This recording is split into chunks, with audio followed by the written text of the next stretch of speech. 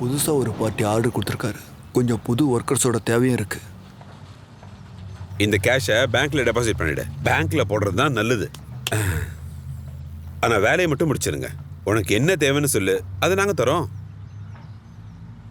ஆனால் டைமுக்கு ஆர்டர் கரெக்டாக டெலிவரி ஆகணும், புரியுதா? அப்புறம் பார்த்தேன்னா பிஸ்னஸில் நம்ம கொடுத்த வார்த்தையை காப்பாற்றணும், புரிஞ்சுதா? ஜி, நான் சொல்கிறது சரிதானே? சரி சரி, கிளம்பு கிளம்பு கிளம்பு. வரேன். பர்லாவுக்கு கூட இப்போ வேலை இருக்கு, வேலைக்காரங்களுக்கு கூட ஒரு வேலை இருக்கு. நமக்கு மட்டும் எந்த வேலையுமே இல்லையே. இல்ல ஏன் அப்படி சொன்னீங்க? நிறைய பேர் நான் சொல்லி கேள்விப்பட்டிருக்கேன். நமக்கு எந்த வேலையும் இல்லைன்னா ஒரு கேஸ் ஃபைல் பண்ணிடுவோம், அப்புறம் கோர்ட்ல இருந்து வீட்டுக்கு, வீட்ல இருந்து கோர்ட்டுக்கு, அப்படியே சுத்தி சுத்தி வர வேண்டியது தானே. நீங்க 2 பேரும் கேஸ மாத்தி மாத்தி போட்டா எல்லாமே சரியாயிடும்ல. அவ்வளவுதான். பாரு, உன்னை கூட்டிட்டு போறதால எந்த பிரயோஜனமே இல்ல. நீ என்னதான் ஏன் சொல்ல வர? ஒன்னா இருக்கிற அண்ணனும் தம்பிய பிரியணும்னு ஆசைப்படுறியா நீ? அது ஒண்ணு ஏன் மேல பரல சார். நீங்க எதையாவது எதிரியா நினைச்சா எதிரி தான், இல்லைன்னா அது ஒண்ணுமே இல்ல. யோ, இங்க பாரியா, இந்த கோர்ட்டு கேஸ் எல்லாம் பகை தான் ஜாஸ்தி பண்ணிக்கிட்டே இருக்கும், ஃப்ரெண்ட்ஷிப் எல்லாம் அதிகமாக்காது. அண்ணா, ஜனங்க பாம்பை கூட வளர்க்கறதா தான் கேள்விப்பட்டிருக்கேன். ஆனா நம்ம 2 டைனோசரை பிடிச்சில வளர்த்துக்கிட்டு இருக்கோம். இது நம்மள கடிச்சு திங்காது, மொத்தமா முழுங்கி உள்ள தள்ளிடும். ஒரு நிமிஷம் நான் சொல்றத கேளு. பெட் அனிமல்ஸ்க்கு பால் கொடுத்து நம்ம வளர்க்க வேண்டியதா இருக்கும். வெறும் பாவக்காய் வச்சுக்கிட்டு என்ன பண்றது? அது அப்புறம் ஏய், இங்க பாரு, கொஞ்சம் விவரமா சொல்லுங்க. சொல்றேன் சார்.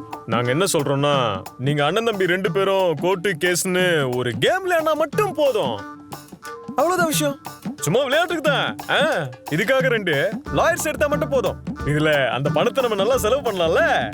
அப்புறம் அட்வொகேட்டா ஹையர் பண்ணா மட்டும் போதும், அவங்க உங்களுக்கு எதிராக ஒரு கேஸையே போட்டுருவாங்க. கடைசியில அதே வக்கீலுங்க உங்களை அந்த கேஸ்ல இருந்து காப்பாத்தவும் செய்வாங்க. அப்படியே அண்ணனும் தம்பியும் ரொம்பவே பிஸியா இருக்கலாம்ல, எந்த பிரச்சனையும் வராது. நாங்களும் ரொம்ப பிஸி ஆயிடுவோம். இந்த ஐடியா கூட நல்லதா இருக்கு. இத பத்தி நம்ம யோசிக்கலாமா? இன்ஃபர்மேஷன் எதுவும் இல்லாம திடீர்னு இப்படி நாம எப்படி ஒரு லாயரை ஹையர் பண்றது? ஒண்ணுமே புரியலையே.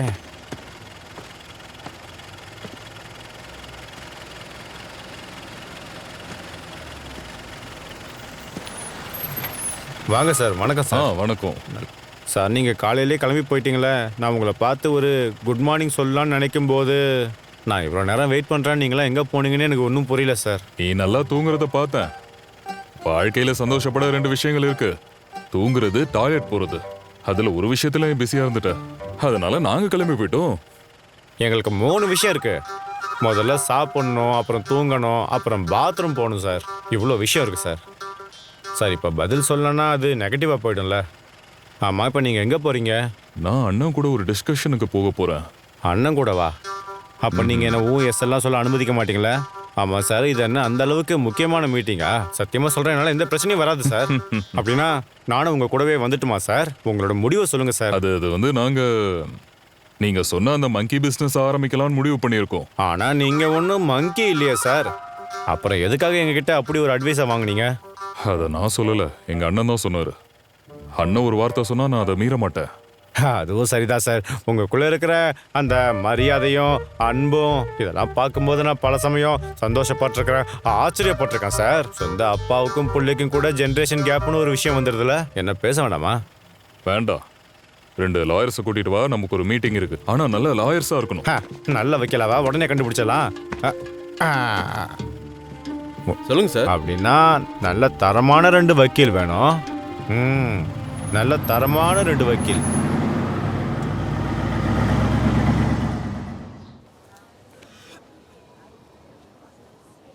நீங்க உங்க கேஸை பிரசன்ட் பண்ணுங்க.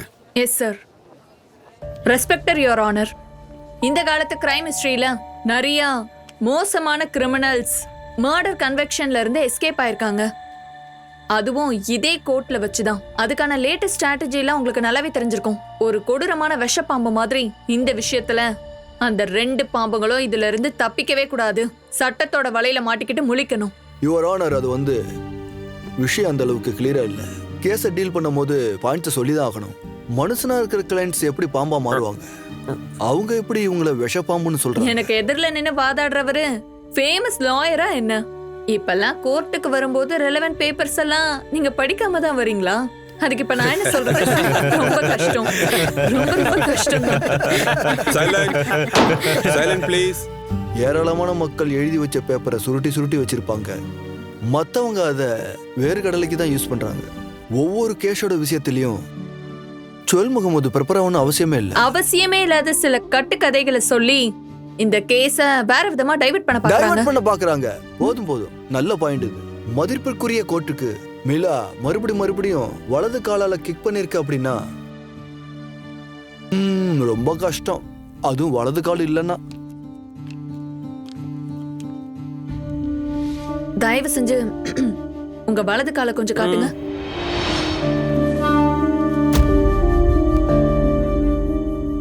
இப்போ என்னாச்சு மேடம்? என்னுடைய ஹெல்ப் தேவைப்படுதா? வலது காலால மறுபடியும் கிக் பண்ணதா சொன்னீங்கல்ல? அரக்க மாதிரி மனுஷங்களை மிதிச்சு கொண்டதா சொன்னீங்கல்ல? அந்த மாதிரி பவரும் சக்தியும் இவனுக்கு கிடையாது, புரிஞ்சுக்கு. அவனால எந்திரிச்சு நடக்க கூட முடியாது. பாயிண்டால தான் கோர்ட்ல விளையாடணும்.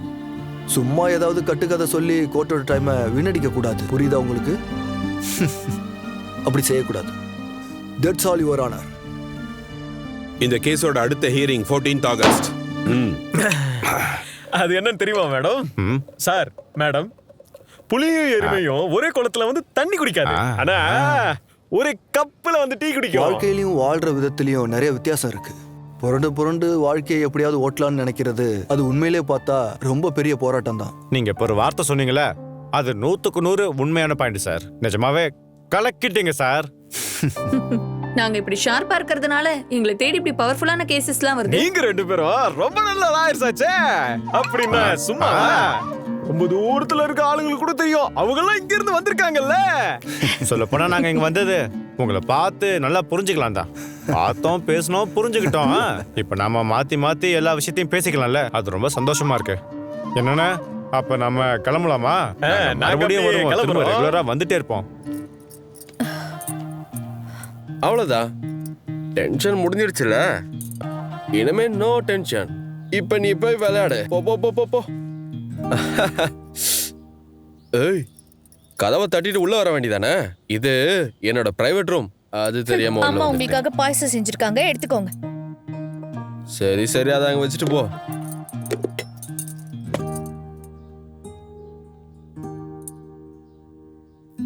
நீ என்ன எலக்ட்ரிக் போஸ்ட் மாதிரி அப்படியே நிக்கிற? இல்ல, பாயசத்துல நிறைய சர்க்கரை போட்டிருக்கேன்னு அம்மா எனக்கு சொன்னாங்க. ஆனா அது போதலன்னு தான் எனக்கு தோணுது. ஒரு தடவை டேஸ்ட் பண்ணி சொல்லிட்டா எங்க மனசுக்கு திருப்தியா இருக்கும்ல.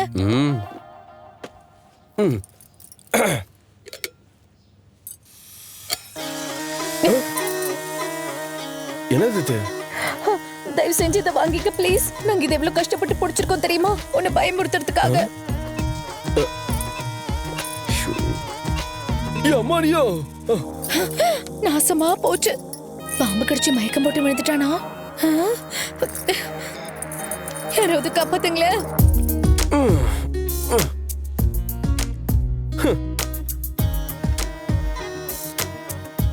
உன்னை ரொம்ப கஷ்டப்பட்டுதான் நீங்க கூட்டிட்டு வந்திருக்கா. அவளை சந்தோஷப்படுத்ததான் உனக்கு பயந்த மாதிரி நடிச்சேன். கொஞ்ச நேரம் உள்ள நீ ரெஸ்ட் எடு.